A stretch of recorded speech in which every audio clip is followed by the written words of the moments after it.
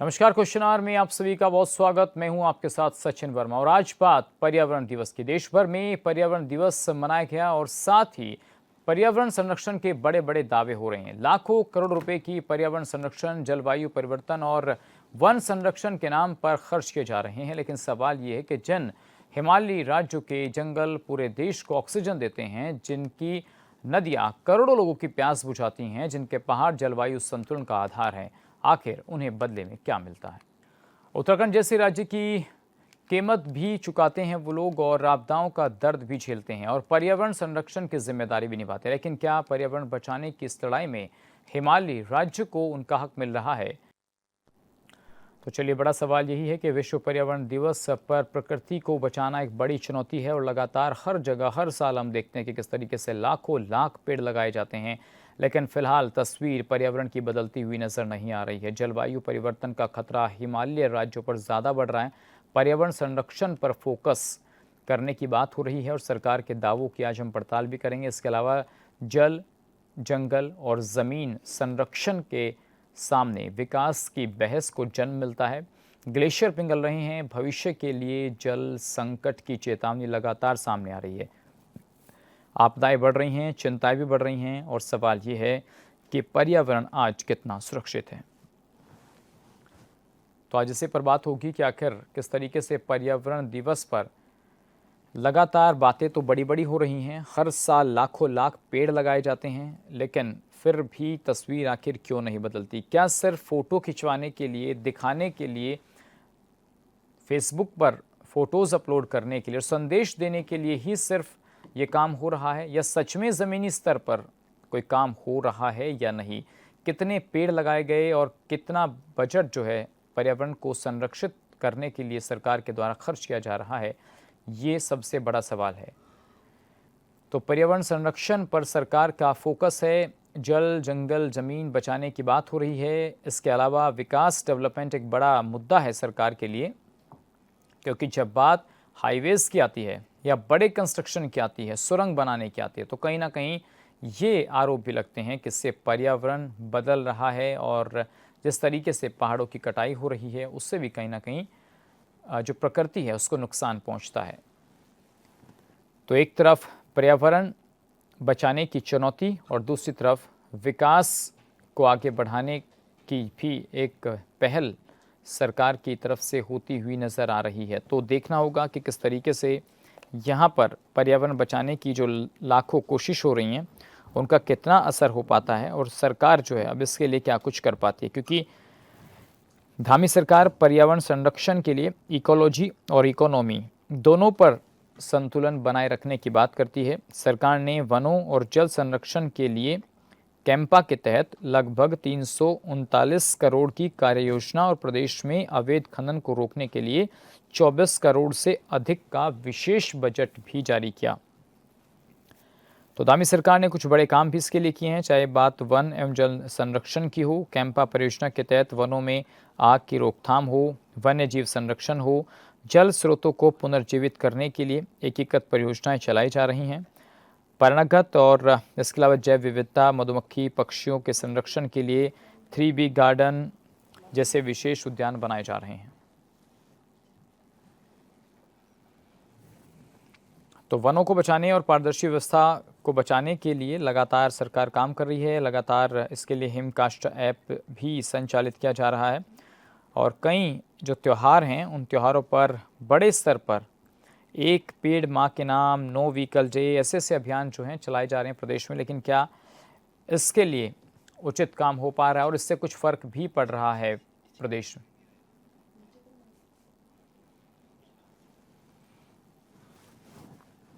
तो पर्यावरण सुधार की दिशा में चल रहे प्रयासों का परिणाम कितना है कि नीति आयोग की सतत विकास की रिपोर्ट में उत्तराखंड को देश में प्रथम स्थान प्राप्त हुआ है।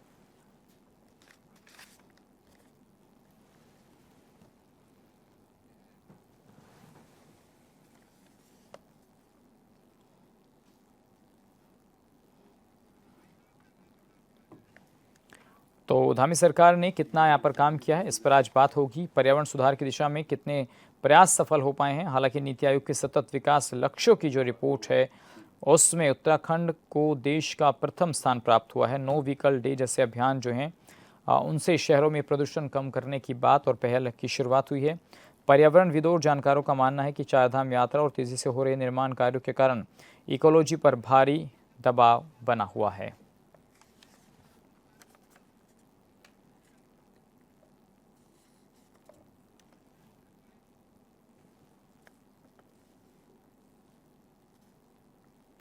और चलिए इसी पर आज बातचीत होगी कि पर्यावरण संरक्षण तो ज़रूरी है और सरकारों की क्या तैयारियां हैं, क्योंकि लगातार जो आंकड़े आ रहे हैं वो हैरान करने वाले भी हैं। आज इसी पर बात करेंगे। कुछ खास मेहमान हमारे साथ जुड़ गए, उनका परिचय आपसे करा देते हैं। सत्यवीर सिंह चौहान जी हमारे साथ जुड़ गए, भाजपा के प्रवक्ता हैं, बहुत स्वागत सर आपका। स्वाति नेगी जी, प्रदेश महासचिव यूथ कांग्रेस हमारे साथ है, बहुत स्वागत आपका स्वाति जी।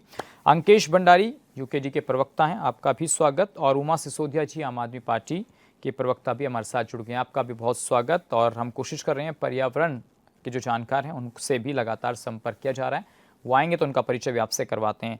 तो सत्यवीर जी, हर साल पर्यावरण दिवस होता है और बड़ी बड़ी बातें होती हैं, लाखों पेड़ लगाने के दावे हो रहे हैं, लेकिन उसके उलट खुद ये भी माना जा रहा है कि कहीं ना कहीं जो इकोलॉजी है वो डिस्टर्ब हो रही है, पर्यावरण को नुकसान पहुंच रहा है। तो उसके लिए क्या कुछ कदम उठाए जा रहे हैं? आज विश्व पर्यावरण दिवस है। सभी पर्यावरणविद को मेरी तरफ से बहुत बहुत बधाई और शुभकामनाएं। और जिस प्रकार से वो कार्य पर्यावरण के लिए भी कर रहे हैं, निरंतर वो करते रहें और समाज का सहयोग उनका निरंतर मिलता रहे। और जहाँ तक अगर विश्व पर्यावरण दिवस की बात करें तो उत्तराखंड एक ऐसा प्रदेश है जी, जो कि जल, जंगल और ज़मीन के लिए जाना जाता है। और यही ये प्रदेश है जिसने पूरे विश्व को सचेत किया था कि आने वाले समय में पर्यावरण की कितनी आवश्यकता है हमारे जीवन में। हमने देखा कि सुदूरवर्ती वादियों में चमोली जैसे ज़िले में रह रही हमारी जो माताएं थी, गौरा देवी थी, जो किसी विद्यालय में नहीं गई, जिनको किसी प्रकार का ऐसा पर्यावरण का किसी ज्ञान नहीं दिया, मगर वो अपने सुदूरवर्ती क्षेत्रों में जिस प्रकार से रहती थी, उनको पर्यावरण का ज्ञान था। उन्होंने पूरे विश्व को चेताया कि आने वाले समय में हमें पर्यावरण की क्या आवश्यकता है। उस समय उन्होंने बहुत बड़ा मूवमेंट लिया, चिपको आंदोलन चलाया उन्होंने जी। और विश्व के बड़े बड़े देश जो अपने आप को विकसित देश कहते हैं, तो उन्होंने कहा था कि किस प्रकार के आंदोलन कर रहे हैं जिसका कोई औचित्य नहीं है। मगर मुझे कहते हुए प्रसन्नता होती है कि 1990 में पेरिस में कोपेनहेगन में जब एक बहुत बड़े मीटिंग का आयोजन किया जाता है, तब बड़ी चिंता की जाती है। आप सोचिए कि हमारी चिंता कब थी और उनकी चिंता कब थी। और हमारे सनातन में तो पर्यावरण को पूजनीय माना जाता है, चाहे आपके जल स्रोत हो, चाहे नदियां हो, चाहे तो वही पेड़ पूछने सर पौधे कि हो। जिस तरीके से आप सनातन का मैं भी उस पे आ जिक्र रहा कर हूँ रहे उस हैं, पे आ तो रहा हूँ। हाँ, जो करंट स्थिति है सर, उसके बारे में बताइए, कहाँ खड़े हैं आज हम पर्यावरण के अगर हम मामले? उत्तराखंड की दृष्टि से बात करें, जब उत्तराखंड का निर्माण हुआ था तो उत्तराखंड में 60% के लगभग हमारे यहाँ फॉरेस्ट एरिया था। आज का अगर सरकार का जो आंकड़े हैं उसके ऊपर हम बात करें तो 71% के लगभग हमारा फॉरेस्ट एरिया दिखाई देता है। तो मतलब कह सकते हैं कि 10% के लगभग हमारा फॉरेस्ट एरिया बढ़ा है। उसके तीन महत्वपूर्ण कारक है कि ऐसा क्यों हुआ है।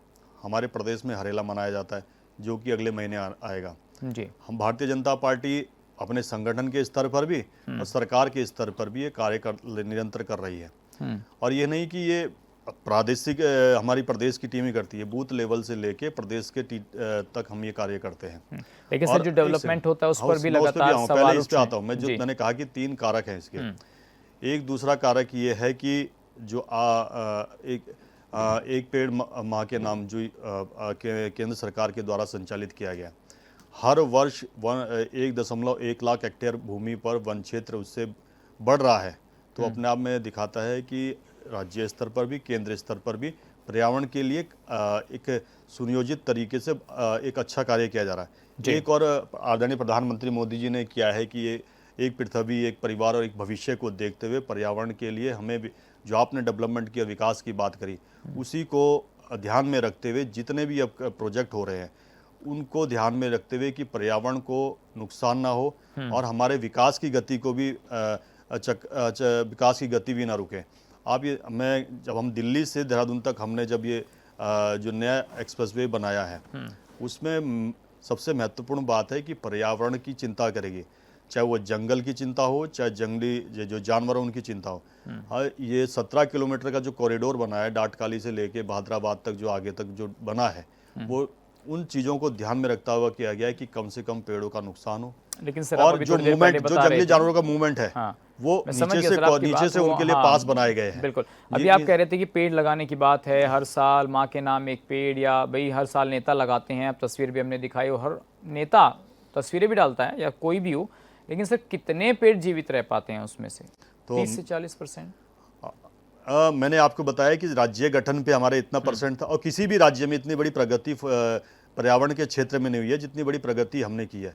मतलब कि 60% से 71% के लगभग हमारा पर्यावरण क्षेत्र बड़ा है, और निरंतर हम इसमें गतिशील है। ठीक और ये मैं आपको ये कह रहा हूँ, ये बता रहा हूँ कि हमारे जल स्रोतों को किस प्रकार से जो सूख रहे हैं, उसके लिए भी आदरणीय प्रधानमंत्री मोदी जी ने कई बार और एक योजना भी चलाई है, अमृत योजना, अमृत जलाशय योजना करके भी चलाई है। उसमें हमारे पहाड़ों में पानी का जो स्लोप होता है वो नीचे को ऐसे आता है, तो वहाँ पे छोटे छोटे तालाब बना के, छोटे छोटे पॉन्ड बना के, वहाँ से एक श्रेणी बना के, कि जिससे कि जब पानी आए तो जो हमारे स्रोत है वो स्रोतों में निरंतर वो ठीक है, आपने बंदा तमाम रहे। बातें हाँ, बताई। एक सेकंड। और इसके साथ आदरणीय प्रधानमंत्री जी ने मन की बात में हमारे पिथौरागढ़ और ये कुमाऊं क्षेत्र के जो जिन्होंने ये महत्वपूर्ण कार्य किया है, उनकी बात, इस बातों का भी उन्होंने जिक्र किया है, उनका भी धन्यवाद किया है कि उत्तराखंड जिस प्रकार से प्रकृति के प्रति सचेत है, वो अभी भी दिखता हुआ है कि इस प्रकार के कार्य निरंतर किए जा रहे हैं। मैं आऊँगा सर आपके पास। स्वाति जी, आपको क्या लगता है कि जो बातें यहाँ पर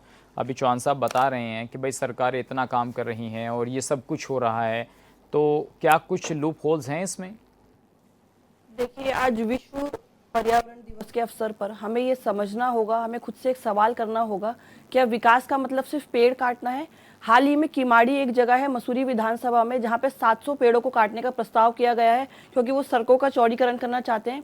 मसूरी वैसे ही अत्यंत पर्यटकों के दबाव से पीड़ित है, इतनी कैपेसिटी नहीं है पहाड़ों में कि पहाड़ों को काटा जाए। भूस्खलन से वैसे ही पीड़ित है हमारे जो पहाड़ हैं, जल स्रोतों से बहुत सारी ऐसी परिस्थितियां हैं इकोलॉजिकल, इन्वायरमेंटल, जिससे हम जो हमारे पहाड़ इस वक्त झेल रहे हैं। तो ऐसे में क्या पेड़ काटना, एक पेड़ माँ के नाम लगाने का जो ये दोहरा ढोंग ये सरकार रच रही है, एक और आप एक पेड़ माँ के नाम लगाने की बात कर रहे हैं और दूसरी ओर आप 700 पेड़ काटना चाहते हैं क्योंकि आप विकास के नाम पर सड़क चौड़ीकरण करना चाहते हैं। तो आपको लगता है कि सड़क चौड़ी नहीं होनी चाहिए? नहीं, तो हम कुछ ना कुछ तो डेवलपमेंट करेंगे तो कुछ इश्यूज क्या तो पेड़ आएंगे। काटना ही डेवलपमेंट होता है? हम विकास के विरोध में तो नहीं फिर है। पहाड़ों में कैसे विकास होगा? तो पहाड़ काटने पड़ेंगे या पेड़ काटने पड़ेंगे? अगर पहाड़ काटेंगे, पेड़ काटेंगे, जल जंगल जमीन ही हमारी जो उत्तराखंड है उसका सौंदर्य है, हमारी धरोहर है, जंगल जमीन। और जिस स्पीड से, जिस तादाद से पेड़ काटे जा रहे हैं, अगर ऐसा ही चलता रहा तो आगे आने वाले समय में हम अपनी भविष्य में जो हमारी पीढ़ियां हैं उनको क्या जवाब देंगे, तो उनके लिए क्या तो धरोहर 2.5 घंटे में आप यहाँ जाएंगे, मसूरी जाने के लग जाएंगे 4 घंटे। आप देख रहे कितना रश आजकल देहरादून और तो सरकार ने क्या इसके लिए कोई वैकल्पिक तरीका चुनने की कोई कोशिश नहीं करी, जिससे हमारे धरोहर को नुकसान किए बिना कोई ऐसा रास्ता निकाला? हो सकती है। अब सर अभी बता तो रहे थे चौहान साहब कि भाई हमने यही तो वैकल्पिक व्यवस्था की है कि हमने जो ग्रीन कॉरिडोर बनाया है वो पहाड़ काट कर नहीं बनाया, उसमें ज्यादातर हिस्सा आप देखेंगे तो नदी में है उसका, और उसको बिल्कुल तो ऐसा ही एनिमल फ्रेंडली, तो ऐसा ही वैकल्पिक तरीका को मसूरी के लिए, जो और भी हमारे पहाड़ी क्षेत्र हैं जो भूस्खलन से ऑलरेडी ही पीड़ित हैं। मसूरी में भी अभी पिछले साल देखा गया था कि बहुत सारा जो एरिया है वो भूस्खलन से नुकसान हो गया था। तो वैसा ही बहुत सारा एरिया है जो अभी भी प्रभावित है और ओवरलोड टूरिज्म है जो हमारा पहाड़ झेल नहीं पा रहा है। तो ऐसे में अगर अपनी धरोहर के साथ हम खिलवाड़ करेंगे और इसको विकास कहेंगे, सड़क चौड़ीकरण करने को हर वक्त पेड़ को काटने को हम विकास कहेंगे, तो ये ठीक नहीं है। सरकार को अगर ऐसा विकास कर रही है सरकार हमारे जल जंगल जमीन को दावे पर रखकर, तो एक बार इस विकास पर दोबारा विचार करना चाहिए हमारी प्रदेश की सरकार को। तो सरकार ने जो काम करने थे वो काम नहीं किए हैं, लेकिन जैसे अभी चौहान साहब बता रहे थे इतना काम प्रधानमंत्री या और तमाम चीज़ों को लेकर हो रहा है। अब डेवलपमेंट भी तो करना बहुत ज़रूरी है। तो सिर्फ पेड़ काटना ही डेवलपमेंट है? नमामि गंगे एक प्रोजेक्ट है हमारा जिसके नाम पर लाखों करोड़ों रुपए का खर्चा कर लिया गया है, और जो गंगा जी हमारे उत्तराखंड से जो स्रोत है हमारे गंगा जी का और हिमालय का, तो सिर्फ घाटों को सफाई करना ही नमामि गंगे का मकसद नहीं होना चाहिए, बल्कि जो हमारी धरोहर है गंगा जी और हिमालय, इसकी अस्मिता को बचाना, इसकी भावनाओं को बचाना भी एक हमारे लिए एक जिम्मेदारी होनी चाहिए। तो इस ओर भी सरकार को सोचना चाहिए, क्योंकि एक्सेसिव टूरिज्म जो चार धाम के नाम पर यहाँ पे आ रहा है, उससे बढ़ता हुआ प्लास्टिक कचरा, जो वैकल्पिक व्यवस्था है सीवेज की और सफाई की, क्या उस हिसाब से है जिस हिसाब से आप नंबर्स ऑफ टूरिज्म एक्सपेक्ट कर रहे हैं अपने प्रदेश में? तो क्या उसके लिए आपकी कोई व्यवस्था है कि हमारे इन्वायरमेंट को नुकसान ना पहुंचे, जो आने वाले लोग कूड़ा, प्लास्टिक और ये सब चीजें हमारे प्रदेश में ला रहे हैं? बिल्कुल। चलिए अंकेश भंडारी जी, आप बताइए क्या कुछ व्यवस्थाएं होनी चाहिए थी, क्योंकि कूड़ा प्लास्टिक की बात हो रही है, अभी तो चार धाम यात्रा भी चल रही है और वहां पर कितना गार्बेज इकट्ठा हो जाएगा, तो ये भी कहीं ना कहीं एक पर्यावरण को नुकसान पहुंचाने वाली ही बातें हैं। चार धाम यात्रा पर जो बातें होती हैं, इसके अलावा ऑल वेदर रोड या जिस तरीके से डेवलपमेंट की बात, हाईवेज बन रहे हैं, सड़कों का चौड़ीकरण हो रहा है, तो एक तरफ विकास है और एक तरफ पर्यावरण के साथ बैलेंस भी बनाना है। पहले तो विश्व पर्यावरण दिवस की सभी को हार्दिक शुभकामनाएं, बधाई। और जहाँ तक भारतीय जनता पार्टी का जो ये पहला एक पौधारोपण का जो इनका कार्यक्रम चल रहा है, ये सिर्फ कार्यक्रम पौधे उसके फ़ोटो खिंचाने तक का कार्यक्रम ना रहे, ये लगातार पूरे वर्ष भर आप चलाते रहे तो बहुत ही स्वागत योग्य कदम है, सराहना करते हैं इस कदम की। लेकिन ये कदम सिर्फ फ़ोटो खींचने तक ना रहे। और जहाँ तक बात विकास को लेकर के और पर्यावरण को लेकर के हम बात करें, तो उत्तराखंड क्रांति दल का पहले से एक दृष्टिकोण रहा है, कोई भी विकास हो, लेकिन विकास उस पर्यावरण के साथ अत्यधिक छेड़खानी ना हो, व्यवस्थित हो, संतुलित हो और पर्यावरण को साथ लेकर के हो। उसकी जिस प्रकार से ऑल वेदर रोड में आपने देखा होगा सचिन भाई, पहले जो है कुछ और लॉलीपॉप दिखाया गया और उसके बाद जो है कि आपने उस रोड जब बनाई गई तो उस समय जो है दूसरी तरीके से आपने उसमें कार्य किया। आपने उसमें जो है कलवर्ट्स दिखाए, आपने उसमें जो है फ्लाईओवर्स दिखाए, आपने उसमें जो है कॉरिडोर दिखाया। लेकिन जब बाद में वास्तविक रूप में हमने देखा तो आज देखिए ना, अब तोता घाटी की क्या स्थिति है। आने वाले समय में बहुत बड़ा स्लाइडिंग जोन आपने जो है पूरे ऑल वेदर रोड में जो है आपने इतना अव्यवस्थित तरीके से, इतने असंतुलित तरीके से आपने वहाँ पर आप विकास की बात करते हैं, आप ढिंडोरा पीटते हो, लेकिन जब बात आती है कि संतुलित विकास कैसे हो, कैसे जो है प्रकृति के साथ न्याय करके हम चलें, और आज आपने क्या स्थिति कर दी उस पूरे यात्रा जोन में। मैं चाहे आप गंगोत्री यमुनोत्री के लिए चलें, चाहे आप जो है बद्रीनाथ केदारनाथ रूट पे चलें, चाहे आप जो है खटीमा से लेकर के और तवा घाट जो हमारा चंपावत का जो रूट चलता है ऑल वेदर में, तो तमाम जगहों पर आप देखिए ना क्या स्थिति है। आज आपने इतने स्लाइडिंग जोन पैदा कर दिए हैं वहाँ पे। और दूसरी बात ये आपके चैनल के माध्यम से ये पूछना चाहता हूँ, हमारे प्रवक्ता भी बैठे हैं सरकार के यहाँ पे, तो जो कैंपा का फंड आता है 2019 में जो है लगभग 2600 करोड़ का फंड आया था, उसका आपने क्या यूटिलाइज किया ये बताइए ना आप जनता को। आप ये बताइए, आपने जो है हर वर्ष जो है करोड़ों पैसा जो है सरकार देती है। इस बार भी जो 1000 करोड़ का आपने बजट दिया हुआ है, लगभग 1000 करोड़ का बजट इसमें है और प्लस 293 का कैंपा का फंड है, उसका क्या यूटिलाइज किया आपने? आप देखिए किस प्रकार से जो है वनाग्नि से हमारे जो लगभग 350 हेक्टेयर जंगल इस समय वर्तमान में, मैं आज की बात बता रहा हूँ आपको, पिछले 25 से और इस 26 अप्रैल तक, ये मई तक की मैं बात बता रहा हूँ सचिन भाई आपके चैनल के माध्यम से, 350 हेक्टेयर जंगल हमारा खाक हो चुका है और उसमें जो है लगभग करोड़ों की संपत्ति हमारी जो है खाक हो चुकी है। उसके लिए आपने क्या किया? क्या आपने पर्यावरण के लिए क्या नीतियां आपने भाई? 10 साल से आप सत्ता में बैठे हैं और सिर्फ आप एकमात्र ढोंग करके इस प्रकार का ढोंग करेंगे तो आप एक पेड़ माँ के नाम लगाने की आप बात करें और पूरे जंगल आपने जो है बेच खा दिए हैं। आपने 6000 पेड़ उत्तरकाशी में एक रात में आप जो है उसके लिए परमिशन दे देते हैं। आपका जो है एयरपोर्ट जॉलीग्रांट से और स्टेडियम तक की आपने जो है पेड़ों की छपान आपने कर दी है। आप ऋषिकेश 15 मिनट देहरादून बचाने के लिए आपने जो है हजारों पेड़ की वो बलि चलाने के लिए आप तैयार हैं। ऐसे ही आप जो है यहाँ पे हमारा नाला पानी के ऊपर खलंगा बढ़ता है, वहाँ पर जो है आप किस प्रकार से जंगल को काटने के लिए आप तैयार हो गए। तो तमाम इस प्रकार का ढोंग ना करें, जनता सब समझती है और आपकी रीति नीति, आपकी जो वो है विजन है, हमें पता है आप यहाँ इस प्रदेश में जो है सिर्फ लूट का जरिया बनाने के लिए आप आए हैं। आप चुनाव मैनेजमेंट कैसे किया जाए उसके लिए आप आए हैं। इस प्रदेश की दिशा और दशा और कैसे सुधरे इसके लिए आपका कोई विजन नहीं है। यदि विजन होता तो आप उसकी बात करते। आप जनता के सामने स्पष्ट रखते कि आपने क्या किया आज तक। आप सत्ता में बैठे 10 साल में आपने क्या किया, उसका परिणाम लाओ ना आप तथ्य सहित। आप यहाँ पर जो है भाषणबाजी ना करें, हम ये कहना चाहते हैं आपके चैनल के माध्यम से। इकोनॉमी जो है जिस तरीके से बात होती है कि भाई सरकार जो है एनवायरमेंट पर ध्यान दे रही है, तो उसके अलावा डेमोग्राफी पर भी तो सरकार का उतना ही फोकस है। तो अभी भंडारी जी कह रहे थे कि भाई दिखावा कुछ और है और कहानी कुछ और है। उमा जी, देखिए, ये जो प्रॉब्लम है पर्यावरण को लेकर, ये सिर्फ बीजेपी की प्रॉब्लम नहीं है, कांग्रेस के टाइम में भी ऐसे ही था, जितनी सरकारें रही हैं यही यही प्रॉब्लम रही है। और बहुत दुर्भाग्यपूर्ण मैं कहना चाहूंगी कि ये प्रॉब्लम सिर्फ उत्तराखंड की नहीं है, पूरे देश की हर सरकार की समस्या है कि जब विपक्ष में होते हैं तो हमें पर्यावरण की चिंता होती है और हमें नदियों की भी चिंता होती है, लेकिन जैसे ही सरकार में आता है मर्द से आंख मुक्त होते हैं। ये मैं एक नागरिक होने के नाते कहूँगी, से नहीं कह रही हूँ, मैं सब सरकारों को बोल रही हूँ, कोई कोई भी ईमानदारी से काम करने के लिए तैयार नहीं है, चाहे तो बीजेपी हो, चाहे आम आदमी हो, चाहे कांग्रेस। सब लोग, अगर देखिए अगर पर्यावरण नहीं बचेगा भाई, ना आप बचेंगे ना मैं बचूंगी। आपदा आने का टाइम हो गया है, हर साल हमारे पे आपदा आती है, हर साल हम लोग आपदा को फंड देते हैं, हमारे मुख्यमंत्री जी दिल्ली में हमारे से हजारों लाखों का फंड लेकर आते हैं, और उसके बाद फिर अगले साल यही स्थिति, यही जो कहानी है दोबारा से दोहराएगा। मेरा कहने का मतलब सिर्फ इतना है कि हम वाकई में अपने गिरेबान में झांक कर देख रहे हैं कि हम कितना पर्यावरण को नुकसान पहुंचाते हैं। सरकार बार बार बात करती है पॉलिथीन की थैलियों की, आज तक आपने पॉलिथीन की कितनी थैलियां बनती है, आपको फैक्ट्रीज क्यों नहीं बनती, आपको यहाँ से पॉलिथीन की थैलियां बनकर आती है। आप बार बार बात करते हैं कि नदियों में कूड़ा नहीं जाए, प्लास्टिक नहीं जाए, हमारी सरकार क्यों प्लास्टिक बंद कर देती है, बिल्कुल एब्सोल्यूट बैन। उत्तराखंड में कितनी बार हुआ है कि हम लोग प्लास्टिक बैग को नहीं चढ़ने देंगे, कितने अधिकारियों को आप लोगों ने आज तक प्लास्टिक लटकाया है, कितनों को सस्पेंड किया है।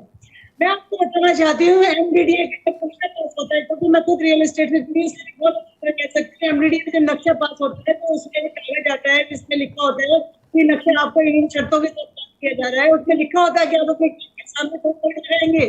आप मुझे बता दीजिए भाई कि देहरादून में इतना मकान बनना, घरों के सामने 2 पेड़ लगे हुए हैं, क्या क्यों अधिकारी देखने नहीं आते कि किस नॉर्म्स के हिसाब से हमने नक्शे पास किए और किन नॉर्म्स के हिसाब से बना रहे हैं। इतना भ्रष्टाचार हर विभाग में है, और सब सरकारों की प्रॉब्लम है, मैं खाली बीजेपी को नहीं हूँ, ये आम आदमी की भी प्रॉब्लम है, उनको भी गेट सड़क को बनाना होता है, ये इसमें मैं खुद को भी दोषी मानती हूँ। जी। हर इंसान दोषी है आज पर्यावरण के लिए, लेकिन मैं खुद भी चाहूंगी कि मैं आपके चैनल के माध्यम से बात सरकार तक पहुंचे, क्योंकि आप सत्ता में हैं, इसलिए आप सख्त होकर इस भ्रष्टाचार को खत्म कीजिए। फिर इन लोगों को आप सबसे पहले सुधारिए, तो फिर उसके बाद जनता सुधरनी शुरू होगी। प्रॉब्लम यहाँ पर ये है कि आपने इतना बड़ा सा बैनर बना दिया और उसके बाद बैनर को लेकर पर्यावरण बचा रहे, ये मुझे ठीक है, चलिए उमा सिसोदिया जी, मैं आपके पास भी आऊंगा और मुझे छोटा सा ब्रेक यहाँ पर लेना पड़ रहा है। जेपी मैठानी जी जो पर्यावरणविद है वो भी हमारे साथ जुड़ चुके हैं, अब उनसे इस ब्रेक के बाद जानेंगे कि आखिर किस तरीके से पर्यावरण को सुरक्षित किया जा रहा है और क्या नुकसान हो रहे हैं। छोटा सा ब्रेक, तुरंत लौटते हैं।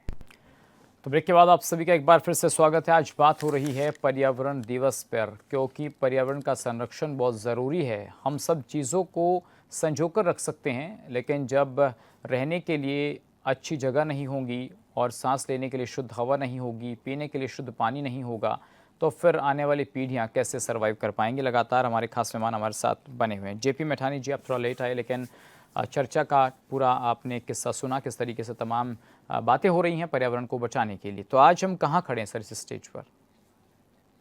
ग्लोबली जो आज विश्व पर्यावरण दिवस हम लोग सेलिब्रेट कर रहे हैं, और थर्ड वर्ल्ड कंट्रीज़ में जितने भी देश है, भारत, इंडोनेशिया, जावा, सुमात्रा, भूटान, बांग्लादेश, पाकिस्तान और नेपाल, इनके लिए इस वर्ष का पर्यावरण दिवस या इस वर्ष के पूरी पर्यावरणीय गतिविधियां एक अहम स्थान रखती हैं। उसका कारण ये है कि अल नीनो इफ़ेक्ट इस बार हमारे इस दक्षिण पूर्वी एशियाई देशों को और इसके माइक्रो क्लाइमेटिक जोन को बहुत बुरी तरह प्रभावित करेगा, और उस ग्लोबल फेनोमिना को रोकने के लिए मतलब कोई और उपाय है नहीं, क्योंकि वो फेनोमिना तो रिपीट होती ही है। अब जहाँ तक हम पर्वतीय राज्यों में बात करें भारत में, तो उत्तराखंड का एक महत्वपूर्ण स्थान है हिमालय के इकोसिस्टम में, और हिमालय के इकोसिस्टम में जब हम बात करते हैं नॉर्थ ईस्ट के कुछ 7 सिस्टर स्टेट्स की, और इधर उत्तराखंड, जम्मू कश्मीर और अब लद्दाख की टेरिटरी जो है हिमाचल को जोड़ते हुए, तो हमारे यहाँ हम 2 जो प्रदेश हैं, हिमाचल प्रदेश और उत्तराखंड, उसमें पर्यावरणीय परिस्थितियां सबसे ज़्यादा बिगड़ी हैं विकास की अवैज्ञानिक सोच की वजह से। हमारे यहाँ जो डेवलपमेंटल एक्टिविटीज़ हैं उसको सिर्फ इस बात पे कंपनसेट कर दे रहे हैं या एक तरह का लोगों को एक दिलासा दे दे रहे हैं कि विकास विकास होगा होगा। तो विनाश तो होना ही है। अब जैसे जितनी भी प्रधानमंत्री ग्रामीण सड़क योजनाएं हैं वो 500 की पॉपुलेशन पे बनती है, 500 की जनसंख्या है तो सड़क बनेगी। लेकिन आप देखेंगे विधायक से लेकर सांसद से लेकर ग्राम प्रधान, वन पंचायत सरपंच, महिला मंगल दल, युवक मंगल दल का अध्यक्ष और भाजपा या जो भी सरकार में वो रहेंगे उनके जो पॉलिटिकल लीडर्स हैं उनका सारा ध्यान है डेवलपमेंटल एक्टिविटीज पर, वो चाहे किसी भी प्रकार से हो। क्यों? क्योंकि उसमें पूरे सिस्टम में पैसा इन्वॉल्व है और इकोलॉजी और इन्वायरमेंट तो हमेशा सेकेंडरी स्टेज पे ही रहा है। आज जितना नुकसान हमारी सड़कों को, हमारे गाड़ गधेरों को, जल स्रोतों को, जंगलों को, चरागाह को और जो हमारे गोस्ट विलेज कन्वर्ट हो रहे हैं उन तक जाने के लिए जो सड़कें बन रही हैं तो उनका इकोलॉजिकल और इन्वायरमेंटल लॉस अगर आप देखें वो सड़क से होने वाले लाभ से बहुत कम है। मतलब हमको उस सड़क से बहुत कम लाभ होगा, जबकि वो सड़क हमारे गांव पहुंची है तो उसने पीछे हमारा बहुत बड़ा इकोसिस्टम बर्बाद कर दिया होगा। लेकिन सर एक बात बताइए, अभी देखिए जैसे कि धामी सरकार का अगर मैं जिक्र करूं तो धामी सरकार ने देश में पहली GEP ग्रॉस एनवायरमेंट प्रोडक्ट जो है इंडेक्स लागू किया ताकि पर्यावरण का कितना लाभ हो रहा है उसका आंकलन हो। इसके अलावा सर नीति आयोग के जो सतत विकास लक्ष्य हैं उसमें भी राज्य को पहला स्थान मिला है, जबकि कांग्रेस के टाइम में जो है ये आधुनिक जो नीतिगत ढांचा है या सूचकांक उस वक्त तैयार नहीं किए गए थे। देखिए GEP का जो बेसिक कॉन्सेप्ट है वो पद्म भूषण डॉक्टर अनिल प्रकाश जोशी जी ने लॉन्च किया। उन्होंने कहा GDP के parallelly GEP gross environmental product होना चाहिए। GDP में डेवलपमेंट को सूचकांक माना गया, GEP में एनवायरमेंट को सूचकांक माना गया। यानी कि 1 किलोमीटर सड़क बनने में कितनी मिट्टी, कितने पेड़ पौधे, कितनी झाड़ियाँ, कितनी वनस्पति, कितने कैनोपी फॉरेस्ट, कितने एल्गी और फंजाई का हमने नुकसान किया, तो वो कहते थे कि उसका भी आकलन होना चाहिए। बट नेचुरल ऐसा है जब GEP अन्य राज्यों में है ही नहीं तो उत्तराखंड ही एकमात्र कंपिटेंट था तो उसको पहला नंबर या दूसरा नंबर मिलना ही था, मतलब जब वो कहीं था ही नहीं। ये बात जरूर काबिले तारीफ है कि इन्होंने GEP को एक मान्यता दी, लेकिन चलिए अब नुकसान कितना हो रहा है इसका आकलन तो होना शुरू हो जाएगा ना अब। लेकिन जब तक नुकसान होगा ना तब तक हम यांटी सिक्यांग और सिक्यांग नदियां जो चाइना में जो इरिपेयरेबल लॉस से आगे चली गई हैं तब तक हमारे यहाँ भी कई गाड़ गधेरों में और नदियों में ये सब हो चुका होगा, क्योंकि इतने सेंसिटिव तो हम है नहीं। अभी आप देखो तीर्थाटन और पर्यटन और धार्मिक यात्रा सबको इन्होंने एक साथ मिला दिया है। तीर्थाटन प्योरली एक अलग टूरिज्म की एक विधा थी जो टूरिज्म में पहले तो थी नहीं। 1970-72 से पहले तीर्थ यात्राओं में लोग आते थे गांव से तो विदा होके आते थे कि वापस ओलू कि नहीं ओलू, तो गांव की सीमा तक गांव के लोग छोड़ के आते थे कि बुजुर्ग आदमी है, बद्रीनाथ केदारनाथ गंगोत्री यमुनोत्री दर्शन करने जा रहे हैं, इनके अंतिम दर्शन कर लो, पाँव छू लो, ये आएंगे कि नहीं। अब आप देखें तीर्थाटन को एक तरह का एक कॉम्प्लेक्स कंपाउंड बना दिया, उसको मिला दिया रिवर राफ्टिंग, पैरासेलिंग, बंगी जंपिंग, बना दिया टूरिज्म को, जबकि दोनों फेनोमेना बिल्कुल अलग हैं। अब आपने बीच में कहा कि हम एग्रो टूरिज्म प्रमोट करेंगे, फिर आपने कहा हॉर्टिकल्चर टूरिज्म होगा, फिर हर्बल और आयुर्वेदा टूरिज्म होगा। मतलब सरकार एक 5 साल का रोड मैप तो तैयार करे, चाहे वो सरकार BJP की हो, चाहे कांग्रेस की हो, चाहे भविष्य में किसी और की हो, लेकिन इनको एक लॉन्ग टर्म प्लानिंग के साथ गांवों के लिए माइक्रो प्लान बनाकर और पार्टिसिपेटरी रूरल अप्रेजल कर माइक्रो प्लानिंग के तहत माइक्रो क्लाइमेटिक जोन के लिए समर्पित भाव से काम करना पड़ेगा। चौहान साहब अब ये बताइए, जैसे ऑल वेदर रोड हो, Rishikesh Karnaprayag railway line, tunnel projects के कारण ये माना जा रहा है कि बेहताशा पहाड़ों की कटाई हो रही है और ब्लास्टिंग हो रही है, जिस वजह से भूस्खलन और पहाड़ों पर खोखलापन जो है वो लगातार बढ़ रहा है। तो क्या ये चीज़ें डेवलपमेंट के साथ नहीं, इन पर विचार होना चाहिए? मैं 2-3 ऐसी योजनाओं को आपको बताना चाहूँगा कि जो केंद्र सरकार के माध्यम से पर्यावरण को ध्यान में रखते हुए की गई है। सबसे पहले तो हमारे यहाँ जिस प्रकार से जनसंख्या का घनत्व निरंतर बढ़ता जा रहा है, और ये कोई गौरव की बात नहीं है भारत के लिए कि आज हम चाइना से भी आगे निकल चुके हैं। इस और भी केंद्र सरकार बड़ा चिंतन करके आगे बढ़ रही है, मगर इसके जब जनसंख्या बढ़ती है तो हमारे संसाधनों पर भी दबाव बढ़ता है। अभी हम ग्रीष्म ऋतु में हैं, तो ग्रीष्म ऋतु में इलेक्ट्रिसिटी का सबसे ज़्यादा प्रेशर होता है जी। डिमांड ज़्यादा होती है, फैक्ट्री में ज़्यादा होती है, घरों में ज़्यादा होती है, अन्य तमाम जो प्रकल्प चलते हैं वहाँ पे उसकी आवश्यकता होती है। तो आदरणीय प्रधानमंत्री मोदी जी के आने के बाद एक सबसे बड़ा कदम जो उठाया गया सोलर सिस्टम के ऊपर। आज भारत में सोलर सिस्टम एशिया में सबसे ज़्यादा हम सोलर इलेक्ट्रिसिटी प्रोड्यूस कर रहे हैं। मतलब कि पर्यावरण को नुकसान ना हो, पेड़ों की कटाई ना हो, और कल को वो जो जहाँ पर सोलर सिस्टम लगे थे अगर वो रिप्लेस होते हैं तो वो भूमि वैसी की वैसी आपको मिलेगी। तो एक तो ये और दूसरा हमारा जो हाइड्रो का जो हमारे ऊपर बहुत ज़्यादा प्रेशर होता है, खास करके उत्तराखंड जैसा राज्य है। अभी यहाँ वैसे भी 18 योजना ऐसी है कि जो अभी भी हमें केंद्र से मंजूरी मिली है जी। उसके बाद उत्तराखंड में भी हमने सोलर को बढ़ाने के लिए बहुत लगातार कार्य कर रहे हैं। एक विषय और है कि जब पर्यावरण की हम बात करते हैं, पर्यावरण केवल पेड़ पौधे या वनस्पति ही नहीं है, उसमें रह रहे जंगली जानवर भी है, पक्षी भी है, और अन्य जो छोटे छोटे कीट हैं वो भी सब भी है। भारत के अंदर कई दशकों पहले चीता खत्म हो गए थे, जो कि एक एनवायरनमेंट का सबसे महत्वपूर्ण अंग है। हमने बाहर से लाके उस तंत्र को फिर से खड़ा किया है, और आज की डेट में प्रसन्नता है कि हमने जब स्टार्टिंग में लाए 10 लाए, 3 लाए, 14 लाए, आज हम 50 से ऊपर पहुंच चुके हैं। चीता एक ऐसा जंगली पशु है कि जो एनवायरनमेंट के लिए सबसे अच्छी एक चेन मानी जाती है। और यही नहीं, उत्तराखंड में जैसे हिम तेंदुआ है उसकी भी पॉपुलेशन बड़ी है, और एक ग्रेट इंडियन रिच बस्टर्ड करके है उसकी भी उत्तराखंड में बड़ी है, और रीच है उसकी भी उत्तराखंड में पर्यावरण की दृष्टि से जो कदम उठाए गए हैं उनकी भी तादाद बड़ी है। और जहाँ तक अभी UKD के प्रवक्ता कह रहे थे कि ये तमाम वो कार्य बता रहे थे कि उत्तराखंड में संचालित हो रहे हैं, तो मैं तो नहीं कहूँगा कि हमारे कार्यों की आज प्रशंसा करते हुए दिखाई दे रहे हैं कि भाई ये जॉली ग्रांट से लेके तमाम जो पर्वतीय क्षेत्र है वहाँ तक बता रहे थे कि ये कार्य हो रहे हैं। देखो, उत्तराखंड को आपको समझना होगा, तो उत्तराखंड का जो ताना बाना है, जो भौगोलिक स्ट्रक्चर है वो बहुत डिफरेंट है। मतलब कि हिमालयन राज्यों में के जो 9 हिमालयन राज्य है उनसे भी बहुत ही अलग है, क्योंकि यहाँ पे सबसे अधिक नदियों का यहाँ से उद्गम है, चाहे गंगा हो, चाहे यमुना जी हो, सरस्वती हो, जो कि 3 हमारी पूजनीय नदियाँ हैं। उसकी सहायक नदियाँ बहुत सारी और भी है, जैसे कि हमारा जो टिहरी था, टिहरी का असली नाम त्रिहरी है। वहाँ पे 3 नदियों का संगम हुआ करता था, वहाँ पे प्रयाग होता था, जैसे हम रुद्रप्रयाग बोलते हैं, या इस प्रकार से वहाँ पे भी उसका नाम त्रिहरी था जी।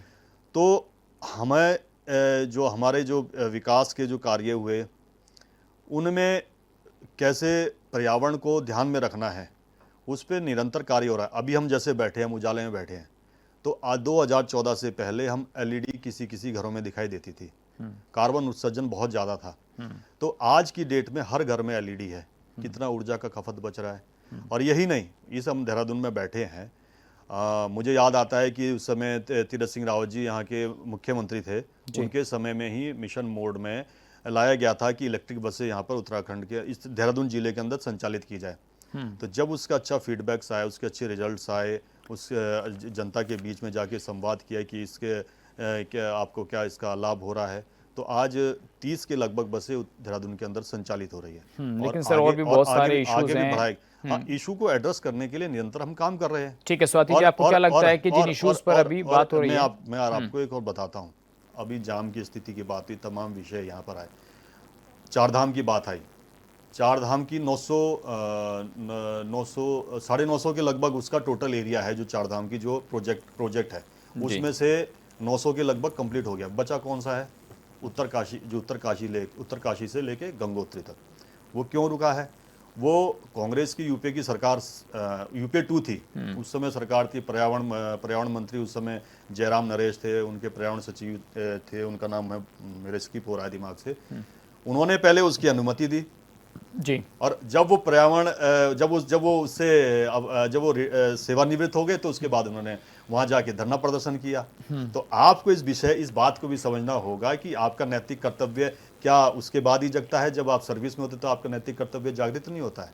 ठीक और है, वहाँ स्वाति जी भी- सुनिए हाँ। यहाँ जब ऋषिकेश से जब वहां तक या उत्तरकाशी तक पहुंचते हैं, इतना समय वहां तक पहुंचने में नहीं लगता जितना समय की वहां से या उत्तरकाशी से लेके गंगोत्री तक लगता है। और मैंने फिर आपको कहा कि उत्तराखंड में पर्यावरण की दृष्टि से राज्य गठन होने के बाद 60% से 71% पर 71% पर हम पहुंचे। एरिया निरंतर बढ़ रहा है। और हमारे यहाँ जो काम हो भी रहा, चाहे हरेला का पर्व हो, एक पेड़ माँ के नाम हो, या जो पर्यावरणविद जो कार्य का काम करते हैं उनके साथ मेलजोल करना हो, और एक आर्मी के जो रिटायर्ड पर्सन होते हैं वो भी एनवायरनमेंट से संबंधित काम करते हैं। मैं उनको देखता हूं कि उत्तराखंड में तमाम भूभाग उनका जो एक क्षेत्र में जाते हैं तो बहुत बड़ा भूभाग वो कवर करते हैं, तो उनका जो उस भूभाग में होता है वो 3 साल तक वहाँ रहते हैं। तो उत्तराखंड के तमाम वो अन्य क्षेत्रों में जाते हैं, उसका भी एनवायरनमेंट को सुरक्षित संरक्षण रखने में बहुत बड़ा योगदान है। ठीक है, चलिए सर, मैं आऊंगा आपके पास। ठीक है, और मैं थोड़ा सा इस बात पे भी ध्यान देना आकर्षित करना चाहता हूँ। भारत का योगदान सबसे अधिक एनवायरनमेंट में, मैंने आपको कोपेगन की मीटिंग का बताया, और उत्तराखंड का खासकर चिपको आंदोलन यहाँ से जाता है। यहाँ से पर्यावरण के लिए किस प्रकार की सोच होनी चाहिए। यही नहीं, जब हमारे जो फर्टिलाइजर है वो भी हमारे पर्यावरण को नुकसान पहुंचाते हैं। बिल्कुल। आज की डेट में प्रधानमंत्री मोदी जी ने कई बार रेणी गांव की तो हाँ रेणी गांव हालत बहुत खराब है। आपने वहाँ हाइड्रो प्रोजेक्ट बना के चिपको गांव का पूरा इकोसिस्टम आप ही बताइए। गौरा देवी की मूर्ति को 3 बार विस्थापित करके स्थापित करना पड़ा। एक सेकंड तो रुकिए, मेरी बात तो सुनिए। उत्तराखंड के अंदर अगर उत्तराखंड किन मांगों बना था कि यहाँ के जल संसाधन यहाँ के काम आए, यहाँ के जल हाइड्रो प्रोजेक्ट बन रहे हैं तो नौकरी मैक्सिमम उसमें जो जॉब क्रिएशन हो रहा है किसके लिए हो रहा है? उत्तराखंड के लिए। इलेक्ट्रिसिटी प्रोड्यूस हो रहा है तो हमको भी प्रकाशित कर रहा है, अन्य प्रदेशों को भी प्रकाशित करता है, आर्थिक रूप से भी हमको प्रकाशित कर रहा है, मजबूत भी कर रहा है। अगर दूसरा, अच्छा हम उत्तराखंड जब बना था, इस बात में इसके साथ खत्म करना चाहता हूं, जब उत्तराखंड बना था 2% रोड मात्र उत्तराखंड के अंदर थी। हम कहते थे कि जब राज्य बनेगी प्रत्येक गांव तक रोड होनी चाहिए। तो आज इस बात की क्यों विरोध हो रहा है कि अगर गांव तक रोड जाती है तो क्यों नहीं है? हाँ, उसमें एक चीज था कि पहले जब केदारनाथ की आपदा आई उस समय जब एक बहुत बड़ी पर्यावरणविद कमेटी बैठी, उन्होंने इस और कहा कि इतनी बड़ी आपदा उत्तराखंड के अंदर तमाम क्षेत्रों में क्यों आई है। जो उस समय रोडें बनती थी, उस समय जब रोडों का बनने का जो एक महत्वपूर्ण पैमाना होना चाहिए था कि जब आप रोड की कटिंग करते हैं तो जो उसके जो वहां से जो मलबा निकल के आता है उसका एक स्थान बनना चाहिए। बिल्कुल, वो पहले नहीं था। और ठीक है, ये बात अक्सर मैं सवाल पूछ लेता हूं। आज की डेट में प्रॉपर उसमें उसके लिए एक गाइडलाइन बनाई गई है, उसके लिए प्रॉपर उसमें प्रोजेक्ट में पैसा आवंटित होता है। तो आज की डेट में कई विषय ऐसे उठाए गए हैं जो सामने चुनौतियां आई है, उन पे काम हो रहा है। ठीक है, चलिए मैं पर्यावरण के प्रति उत्तराखंड ने अपने अब बताइए दायित्व की हमें स्वाति सब नेगी पूर्ति जी, करी जिसका है। जिक्र अभी चौहान साहब कर रहे हैं, मैं उसी का जिक्र कर लेता हूं। कांग्रेस के समय पर प्रोजेक्ट्स की गति धीमी थी और उसमें माना गया कि भी पहाड़ों पर जो दबाव था वो भी कम था, लेकिन कुछ ऐसी चीजें हुई जैसे 2013 में भीषण आपदा आई, उसमें ये भी माना गया कि कांग्रेस के कार्यकाल में जो डेवलपमेंट हुआ था, जो निर्माण हो रहा था, वो अनियंत्रित डेवलपमेंट था, उसका कोई स्ट्रक्चर नहीं था, कोई नीति नहीं थी, जैसा कि अभी चौहान साहब भी बता रहे थे, और इस वजह से कहीं ना कहीं डिस्ट्रैक्शन हो रहा था। देखिए, चौहान जी की मैंने सारी बातें सुनी और मुझे यही समझ आया है कि सत्ता में बैठने के बाद 10 साल से सत्ता में वो बैठे हुए हैं, उसके बाद उनको एक ही काम आता है कि जो विपक्ष की सरकार है, जो सत्ता में भी नहीं है, उन्होंने अपने समय में क्या करा, बजाय हाल ही मौजूदा स्थिति में अपनी जो चीजें वो कर रहे हैं उसकी जवाबदारी देने की बजाय जो पुरानी सरकार है जो अब सत्ता में भी नहीं है उसको कोसने के सिवाय मुझे लगता नहीं कि भारतीय जनता पार्टी को और कुछ करना आता है। अभी जब मैंने उनसे पूछा कि जो 700 पेड़ काटे जा रहे हैं किमाड़ी में रोड चौड़ीकरण का जो प्रस्ताव है, उसके जवाब में उन्होंने कुछ नहीं कहा। वो कह रहे हैं हम बाहर से लाके लेपर्ड को स्थापित कर रहे हैं। जो हमारे जंगलों में, पहाड़ों में जो बाघ और गुलदार हैं, जो आम गांव के नागरिक हैं, उन पर जो हमला कर रहे हैं, क्यों कर रहे हैं? क्योंकि जंगल तो काटे जा रहे हैं, जो उनके रहने की जगह है वो खत्म करते जा रहे हो, तो वो लोगों के बीच में आके रहेंगे, लोगों को खाएंगे, लोगों को अपना भोजन बनाएंगे। तो उसका क्या जवाब है उनके पास? जो नमामि गंगे का इतना बड़ा प्रोजेक्ट है, जो हिंदुत्व की इतनी बड़ी पार्टी बनती है, जो गंगा जो नदी है वो हमारी एक तरीके से माँ है, उसके लिए जो सिर्फ ये घाटों के सौंदर्यकरण करने के लिए करोड़ों करोड़ों रुपए को कहाँ बराबर लगा रहे हैं। और जो हकीकत में अगर आप पहाड़ों में जाके देखें, चारधाम यात्रा के नाम पे जो गंदगी है, जो अव्यवस्था है, उसकी जिम्मेदारी क्यों प्रदेश सरकार नहीं ले रही है? बजाय अपनी पीठ थपथपाने का काम कर रही है हर वक्त कि हम ये पेड़ लगा रहे हैं। इतने करोड़ हेक्टेयर जमीन में उतनी जमीनें बची ही कहाँ है हमारे प्रदेश में? इतनी बिल्डिंगें, इतने होटल, आपने इतने फ्लैट्स, इतने प्रोजेक्ट्स आप यहाँ पे ले आए हैं इन्वेस्टमेंट के नाम पे, तो हमारे पास उतनी जमीनें है ही कहाँ जहाँ पर आप आप ये पेड़ लगाएंगे? हम अपने आगे आने वाली पीढ़ियों को क्या धरोहर देंगे?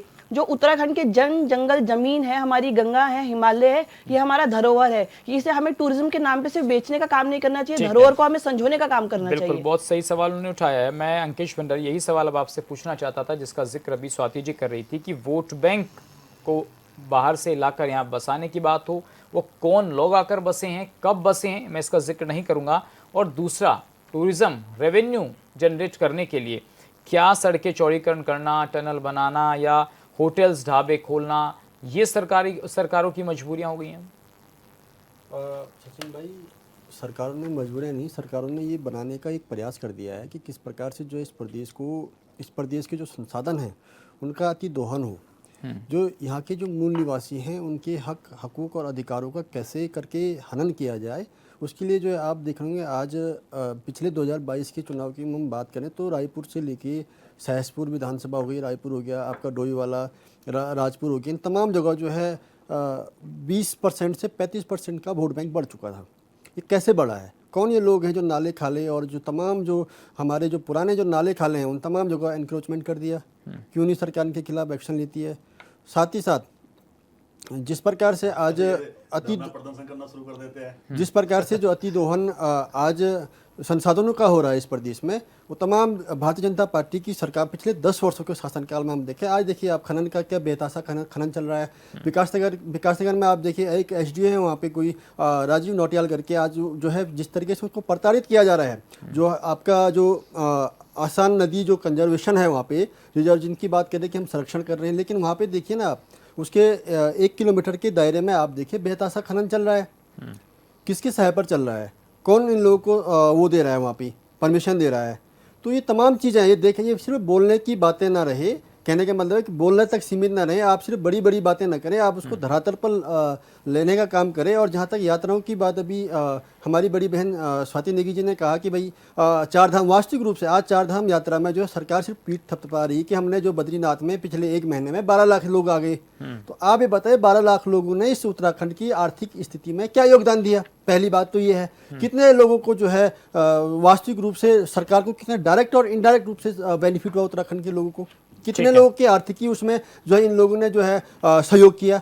मैं सिर्फ ये कहना चाह रहा हूँ यहाँ पे, मैं अभी मैं आपके चैनल के माध्यम से बता रहा हूँ, मैं रुद्रनाथ, तुंगनाथ और आपके मधमहेश्वर ट्रैक गया, जो कि बहुत दूरगामी दूरस्थ क्षेत्र हैं, लगभग जो है 20-20 किलोमीटर 24 किलोमीटर की पूरी यात्रा है, पैदल यात्रा। हाँ। लेकिन उस पूरे यात्रा मार्ग पे जो है आज इतनी अव्यवस्थाएं हैं। ठीक है, उमा सिसोदिया जी, आपको क्या लगता हमारा है? इकोलॉजी सिस्टम है, जो हमारा इकोलॉजी सिस्टम है पूरा तहस नहस हो गया है। रेवेन्यू की बात वहाँ पर जो है इनमें परिस्थिति की तंत्र है और दूसरा पूरा खराब हो चुका है। ठीक है, दूसरा कोई सिस्टम नहीं बनाना चाहिए कि भाई चार धाम यात्रा पर लाखों टन प्लास्टिक इकट्ठा हो जाएगा, और इसके अलावा जंगलों के अंदर लगने वाली जो आग है उसमें कितना नुकसान पर्यावरण को पहुंच रहा है?